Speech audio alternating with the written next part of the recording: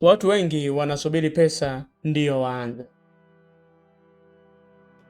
Mimi nilisubiri miaka mingi, nikasema nikipata mtaji nitaanza, nikipata mashine kubwa nitaanza, nikienda mjini nitaanza. Kumbe nilikuwa najidanganya. Siku moja nilikuwa kwenye workshop yangu hapo Kisesa, nikiwa nimekaa chini, sina hata 10,000 mfukoni. Nikaangalia mikono yangu.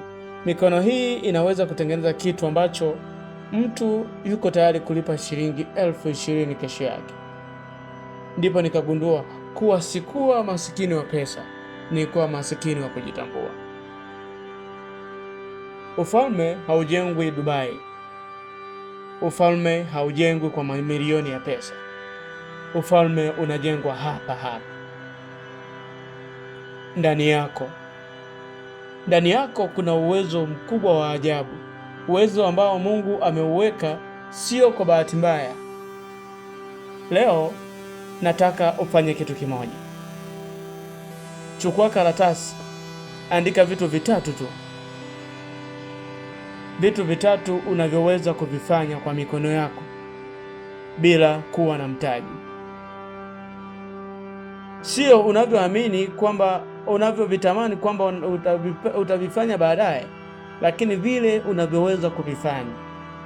Kama unaweza kufuma, unaweza kupika, unaweza kutengeneza kitu, unaweza kufundisha, hivyo vitu vitatu unavyoviweza ndio mlango wako wa ufalme wako.